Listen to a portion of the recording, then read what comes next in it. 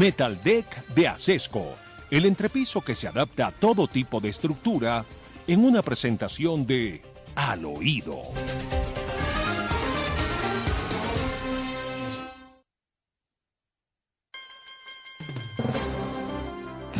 Bueno, hay una noticia que de confirmarse sería de enorme trascendencia.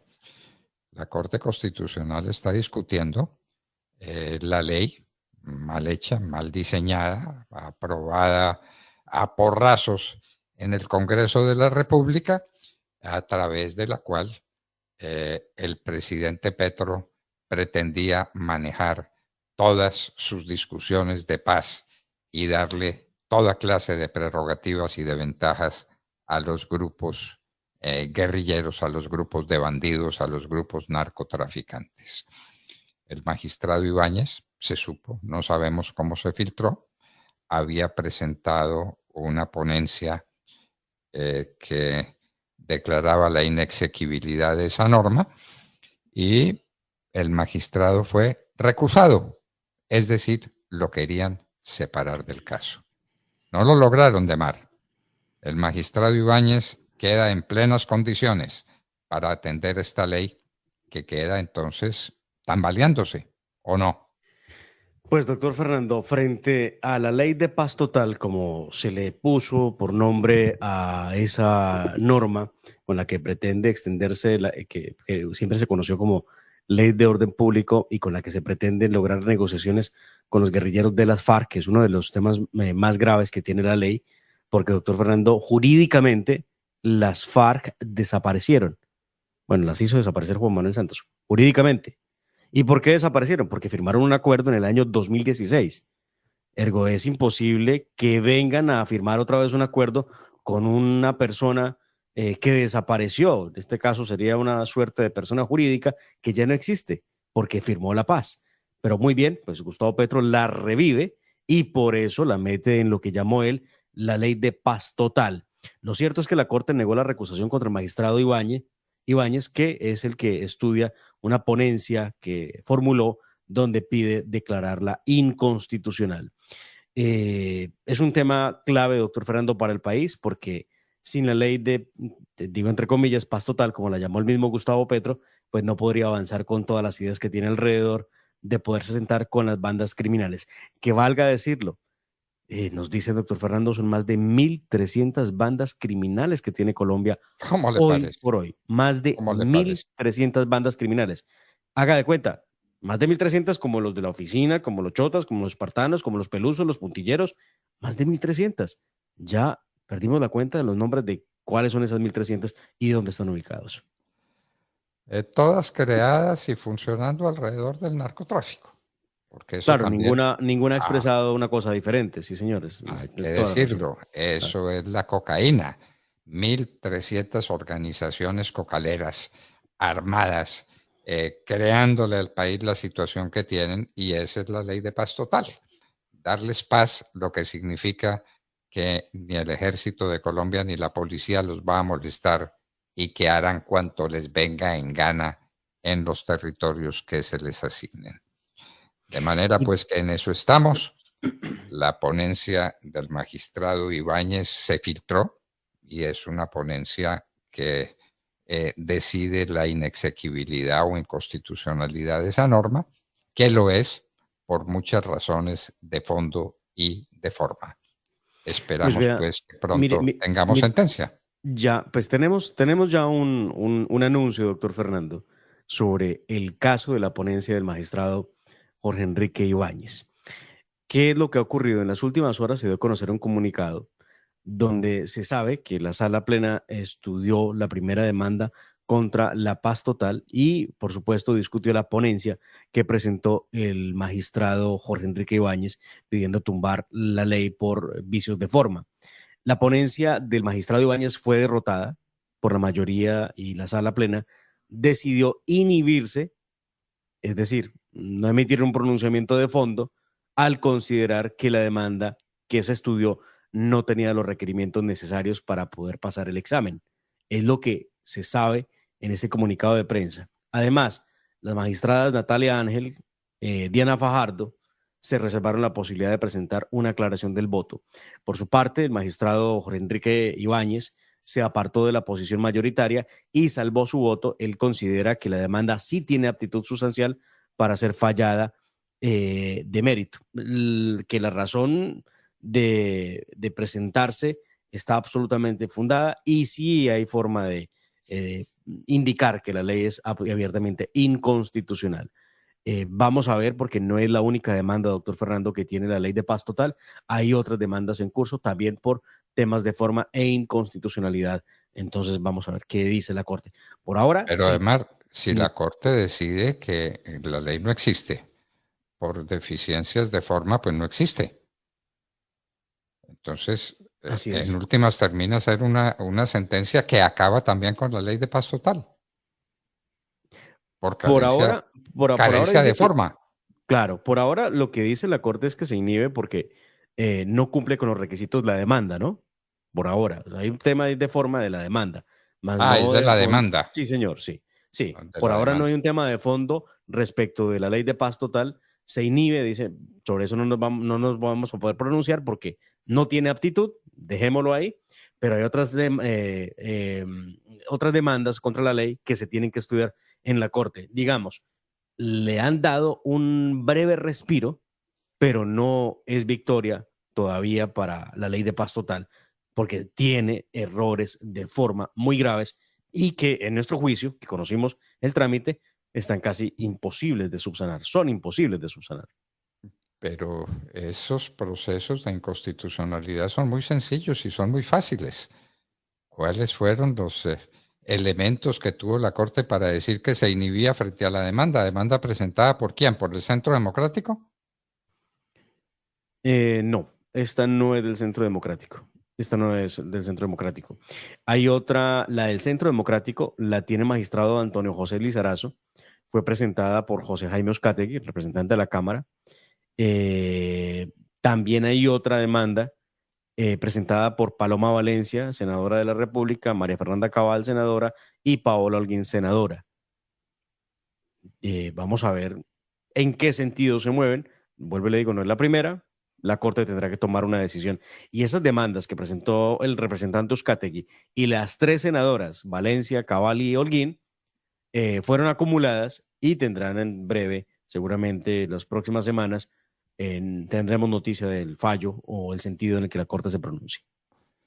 Bueno, hay un caso supremamente dramático que fue lo ocurrido en la JEP a propósito de lo que se llama la masacre de Mapiripán, porque querían acusar al ejército de Colombia de ser el autor de la masacre.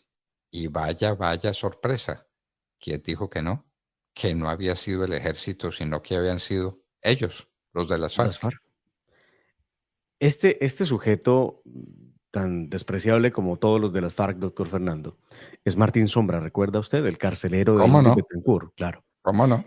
En medio de la investigación, Martín Sombra, en una audiencia de la Justicia Especial para la Paz, aseguró que la masacre de Mapiripán no fue cometida por los paramilitares, como lo han hecho o han pretendido hacerle creer al país un sector de abogados, como además consta en algunas sentencias en contra del Estado colombiano. Recuerde que por eso, pues, entre otros, el general Uzcategui está condenado y está esperando la revisión de su fallo, sino que fue cometida por las mismas FARC. Este tipo, que tiene por nombre Elí Mejía Mendoza, participó ayer en una audiencia reservada sobre el reclutamiento ilegal perpetrado por la FARC y dijo, entre otras cosas, esta que vamos a escuchar aquí y que vamos a ver de la audiencia. Veámoslo. Pero eso es fácil, doctora. Para que ustedes se enríen y llamen a Mauricio Jaramillo, que está en el Congreso, que responde. Es que ustedes a mí me tienen aquí dentro de la espada y la pared, y yo estoy dispuesto a esclarecer todo. Pero ellos que ayudaron fueron compinches. Compinches quiere decir amigo de fechorías.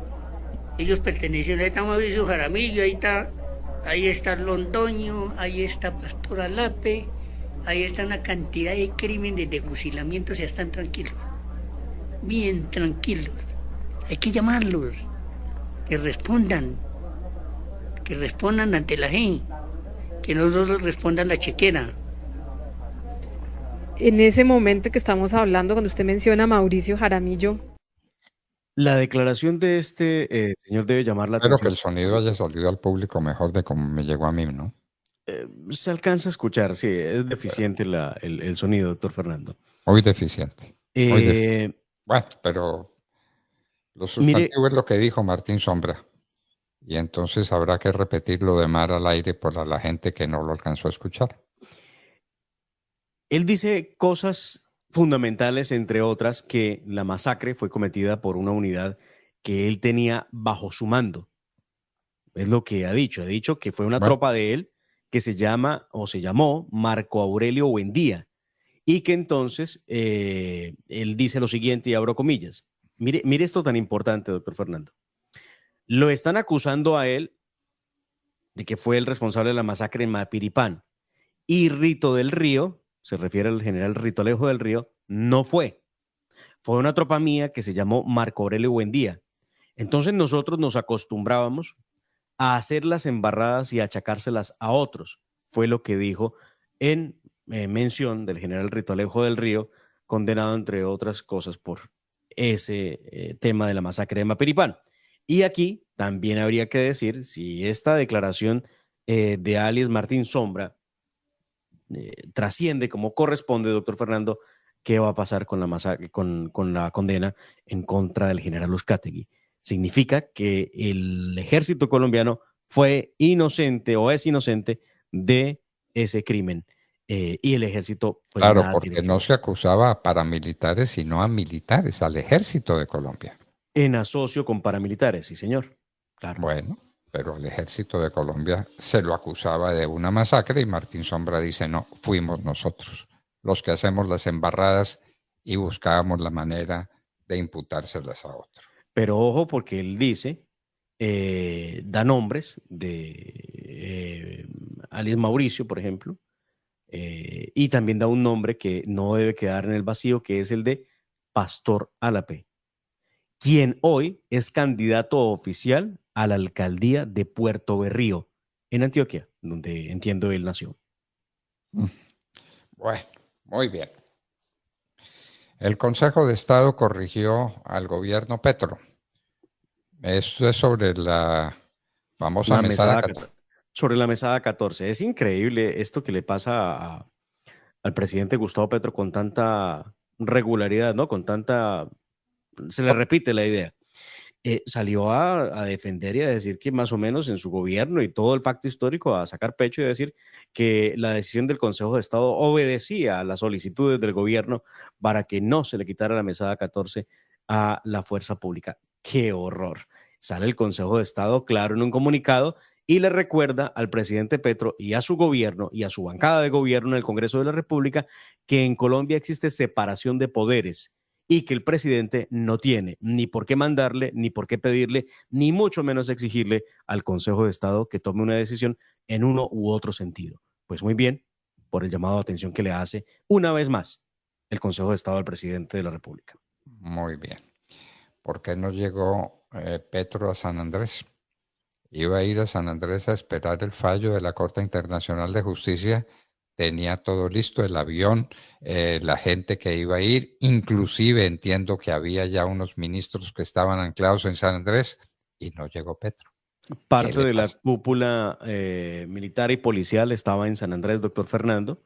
Estaban parte del equipo ministerial también en San Andrés Islas, esperando que el presidente aterrizara y vaya sorpresa, no apareció. Algunos dicen que debe ser por temas de logística, porque lo que nos han comentado, doctor Fernando, es que cada viaje del presidente Petro a San Andrés supone el envío de unos aviones Hércules para poder trasladar su flota de vehículos para poderse trasladar en San Andrés. Bueno, no, eso es un cuento y usted y yo y todos sabemos por qué no llega a San Andrés y por qué no llega donde debe llegar el ministro. Pero de muy mal gusto porque hay gente en San Andrés que cree en el presidente y seguramente lo aprecia y lo estaban esperando y estaban muy molestos anoche porque no llegó el presidente. Como tantas veces, doctor Fernando, creo que no es la primera vez, igual que el presidente Petro no aparece en algún evento público. Bueno, Demar, hay dos ministras con problemitas, ¿no? Con problemitas de contratación pública, la ministra de Educación y la ministra Irene Vélez. Cuéntenos de ambos casos. Mire, por una parte, empecemos por Irene Vélez, ¿le parece? Mire usted, hay un correo electrónico, hay una llamada de la ministra Irene Vélez que se está destapando y esto tiene que ver con una investigación disciplinaria que en estos momentos hay contra un funcionario de Migración Colombia que se encontraba operando en el aeropuerto Alfonso Bonilla Aragón de Cali. ¿Y por qué hay una investigación reservada? Por la salida ilegal de un menor de edad del país y que ese menor de edad pues resulta ser hijo de la ministra de Minas y Energía, Irene Vélez. Bueno, muy bien. Irene Vélez, que también tiene problemas de contratación, según entiendo. Pues tiene a su esposo trabajando como documentalista del gobierno Gustavo Petro. Nada Y menos. aquí yo recuerdo a ciertos realizadores de televisión, actores y actrices que apoyaron el pacto histórico porque él les iba a dar una gran oportunidad. Digo, hombre, habiendo tantos buenos profesionales en Colombia, inclusive ellos que son petristas, que son buenos actores y tienen lo suyo, ¿por qué tienen que llamar a un extranjero para que haga parte de los contratos? En fin, lo cierto Pero es que... el extranjero es el esposo de una ministra. Y frente a eso no hay méritos que valgan, ni hay capacidad de ejecución que valga. Petro prefiere o el gobierno prefiere al marido de la ministra. Bueno, y a la ministra de Educación. Y antes de ir a la ministra de Educación, esto del caso del muchacho, del menor, tiene que ver cuando la ministra estuvo en Suiza, recuerde usted, en el Foro Económico de Davos, donde hubo pues una de sus tantas intervenciones. Lo cierto es que el menor no tenía los documentos en regla o no había los documentos en regla para poder salir del país, y lo que se dice es que ella llamó desde su propio teléfono al funcionario de migración para que eso fuera posible. Tremendo escándalo que no sé qué vaya a trascender. Y el otro, que era lo que faltaba, por si ya no hubiera bastantes, es que la ministra de Educación, doctor Fernando, también tiene a su esposo bien ubicado en el Estado colombiano. Ella dice que no hay ningún impedimento, le sacaron el contrato de su esposo y pues nada más y nada menos tiene que ver con que él tiene un cargo en la Defensoría del Pueblo, y ella dice, pues ahí no hay nada que ver, pero ¿cuál es el problema? Él es el doctor Víctor Olmedo Martínez, esposo de la ministra de Educación Aurora Vergara, que tiene un contrato con la Defensoría del Pueblo por 90 millones de pesos, con un salario mensual de 10 millones de pesos. Un contrato de 9 meses que empezó el 8 de febrero y va hasta el 6 de noviembre. La Defensoría del Pueblo necesita contratistas, ¿no? Sobre todo si son los esposos de las ministras. Qué horror. ¿Y lo del muchachito que salió ilegalmente era que le faltaba el permiso del papá o qué? Entiendo que le faltaba una firma, sí, señor. Claro. ¿Y esa firma sería el permiso del papá? Porque ella ya estaba en Europa cuando su hijo tenía que viajar. Entonces no sabemos si de pronto era el de ella. No me atrevo a decir cuál firma faltaba. Pero evidentemente, doctor Fernando, se trata de la falta de una... Si era la firma de ella, podía mandar una firma electrónica. Eso era otra cosa. Eso era otra cosa. Tenga la seguridad. Bueno, Demar, tenemos que hay protesta en los Estados Unidos por la falta de monitoreo de los sembrados de coca en Colombia. Es que alguien resolvió que los Estados Unidos no van a monitorear más los sembrados de coca en el país. Y eso, después de la visita de Gustavo Petro, el presidente Biden, ¿sería que ahí discutieron el tema? Pues vea usted lo que ha dicho y el que se ha pronunciado fuertemente. Bueno, lo hizo ya María Elvira Salazar, la representante de la Florida. Ahora lo hace el senador Marco Rubio, que escribió lo siguiente a través de su cuenta de Twitter. Suspender el monitoreo de coca en Colombia es ridículo. Este es un obsequio a la administración Petro, que está negociando activamente con el ELN y Maduro. Es otro ejemplo de cómo la administración Biden otorga concesiones a gobiernos de extrema izquierda en la región. Ese ha sido el pronunciamiento del senador Marco Rubio, por supuesto, que no ha caído bien en los círculos petristas de Colombia, que niegan que sea algún tipo de favor o de ayuda que le esté dando Biden a presidente Gustavo Petro. Pero claro, claro. No monitorean los cultivos ilícitos en Colombia, luego los Estados Unidos no nos van a contar que tenemos por lo menos 300.000 hectáreas sembradas de coca en Colombia, ¿no? Es de eso de lo que se trata, nada menos. Entonces Marco Rubio protesta porque no ejercen la tarea que vienen ejerciendo. ¿Hace cuántos años hay monitoreo de los Estados Unidos? Pues le digo, en mi época, y esto hace ya mucho tiempo, que fui ministro del Interior y de Justicia, discutíamos los monitoreos de los Estados Unidos y eso era por vía satelital y eso era claro que los Estados Unidos ejercían esa tarea. Y esto hace 20 años. ¿Cómo le parece? Lo grave es que no tendremos el monitoreo para saber la situación real de Colombia en cuanto a cultivos ilícitos y en cuanto a la producción de cocaína, que pues aquí simplemente hemos dicho, doctor Fernando, puede estar por encima de las 300.000 hectáreas de coca sembradas y las más de 1.500 toneladas métricas de cocaína que produzca el país. Y quedamos en manos de solamente el estudio que hace ONU-SIMSI, que siempre ha sido un estudio que refleja menos área cultivada que el que hacía Estados Unidos. Bueno, Ademar, ¿qué día es hoy? 14 de julio. 14 de julio, la toma de la Bastilla. En el año de 1789, el pueblo de París, indignado con lo que estaba pasando con el gobierno, crisis económica de fondo, crisis política en todo sentido, se sublevó, atacó la Bastilla, que tenía muy poca defensa, y la Bastilla cayó, y la toma de la Bastilla es el punto de partida oficial de la Revolución Francesa y el Día de Francia. Saludos cariñosos a todos los franceses que viven en Colombia, a quienes les damos un abrazo muy estrecho. Es el 14 de julio, la fecha que simboliza el nacimiento del poder del pueblo para gobernarse. Era el fin de un régimen que tenía muchos siglos, el régimen de los capetos, y el nacimiento de un nuevo régimen, el régimen de la democracia y de la libertad.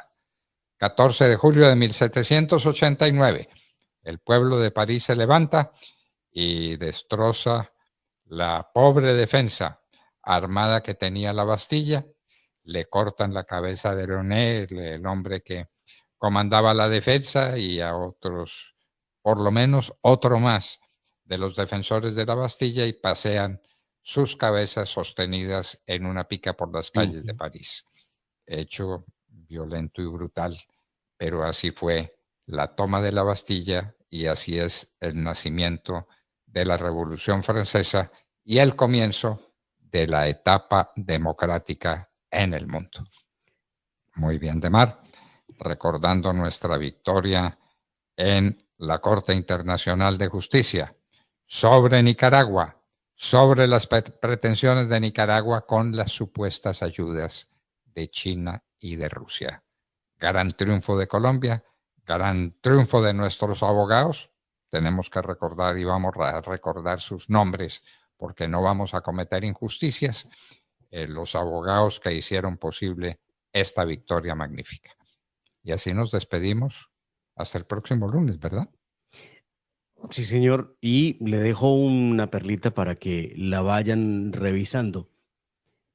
El canciller Álvaro Leiva, quien permite que Benedetti siga siendo embajador en Venezuela, quien no ha dicho mucho de León Freddy Muñoz por ponerse el uniforme sandinista, le pidió ante el Consejo de Seguridad de la ONU que la JEP admita a paramilitares para poder dar como resultado que el Estado colombiano es el responsable del conflicto armado que vive el país. como Era la lo que faltaba. Ahora sí, Era- las FARC limpias de toda culpa, porque el único responsable fue el Estado colombiano. Eso lo dice un representante de las FARC, que hoy es canciller de la República, ¿no? De manera que si eso no es traición a la patria, ¿qué se llamará traición a la patria? Se llamará a decir que el gobierno sandinista es una maravilla previo a una decisión de la Corte Internacional de Justicia. Ay, gobierno del cambio, pero en reversa. El cambio, la traición a la patria. El canciller de la República en favor de las FARC, sus aliados, sus ¿qué se llamará? Sus clientes.